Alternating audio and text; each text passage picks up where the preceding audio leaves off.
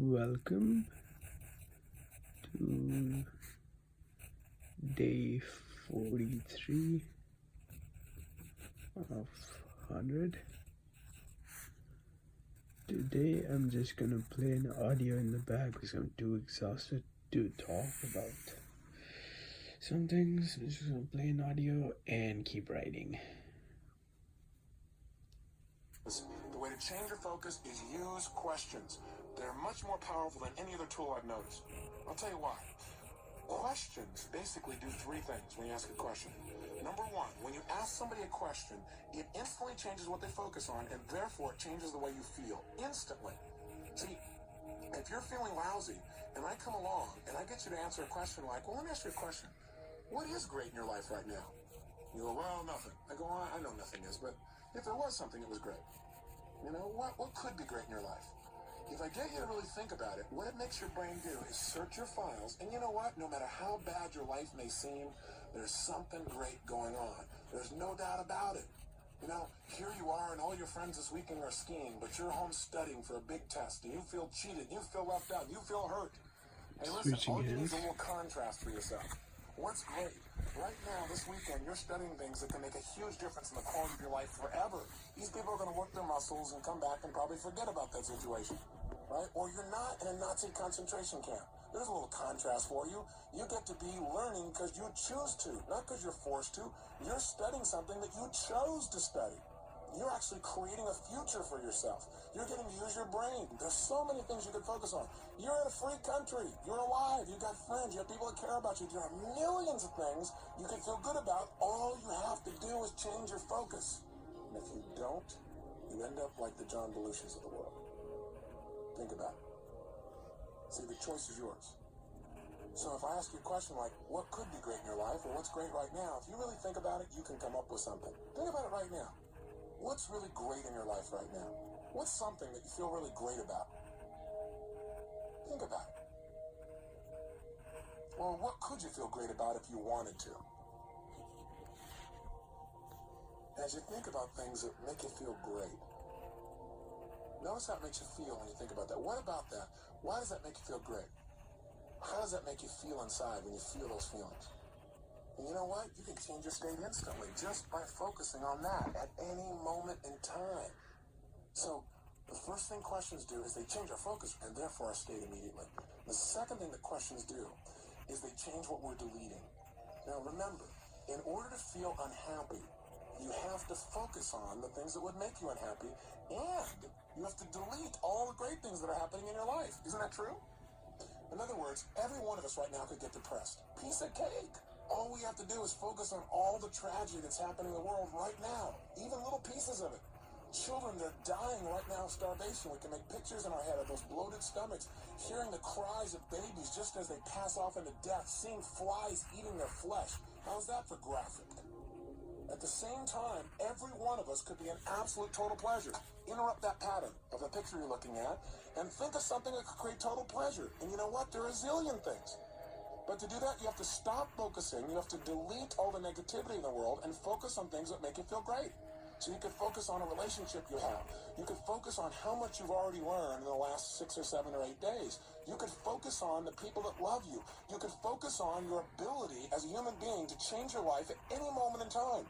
You could focus on what learning means to you. You could focus on the sun. You could focus on breathing fresh air. You could focus on the fact you live in a free country. You could focus on the fact that you have a connection with your creator. You could focus on anything and feel incredible. You could focus on new babies being born this moment. They have a greater opportunity in life than any time in our history. There's so much we could focus on and feel good about. The challenge is this. You must control it through questions. Questions change what we delete. We're always deleting. Human beings, we're not going to stop deleting things. As long as we're going to delete things, why not delete the things that disempower you and focus on the things that empower you? Does that make sense? The third thing that questions do is they help you to get access to resources within yourself. I'm a big believer that anything you've ever wanted to accomplish, you've already got the resources inside of you to make it happen. That doesn't mean you shouldn't go out and learn from somebody else or model the success of others. I'm just saying the things you need to succeed are already in your core. The resources are there. You just need to get access to them by asking better questions. I'll give you an example. If I ask myself questions like, gosh, can I really do this? That creates a feeling of doubt. Do you hear how that does that? And that feeling of doubt will keep me in a state where I'm not going to get the most out of myself. But if instead I ask myself a question like, how can I make this thing happen right now more powerfully than I ever dreamed of and have fun doing it? If I keep asking that question, my brain will get access to more of my ability because whatever I ask for, my brain will give me. But if you ask your brain, can I really do this? And you do it with a tone of voice of doubt, you are going to get access to the resources called doubt. Does that make sense? If you think about it, the greatest communicators, the greatest teachers of all time were not people that so much taught us as they did ask us. They shared things with us, but they got us to use our own resources. They asked questions. All the great speakers have done this. Hey, Martin Luther King asked questions about a dream. John F. Kennedy asked, don't ask what your country can do for you. Ask what you can do for your country. He wanted you to take the resources out of yourself and contribute and expand our country.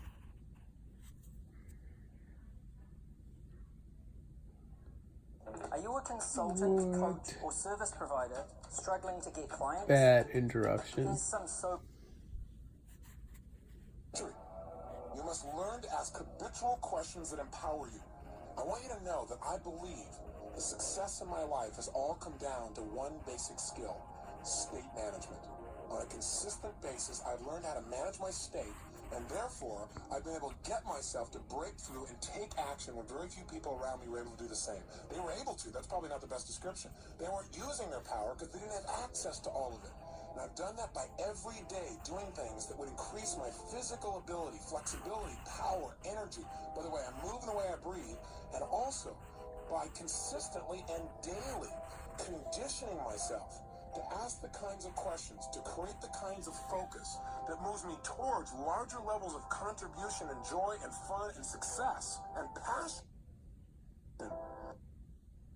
instead of the things that would pull me down, that would pull me to areas of frustration and anger and giving up. So here we wrap day 43 of 100.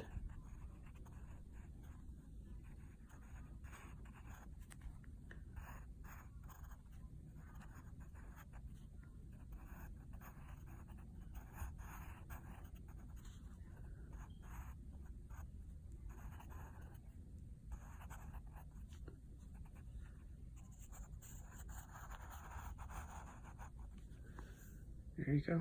Let's focus on growing and winning every day. See you tomorrow.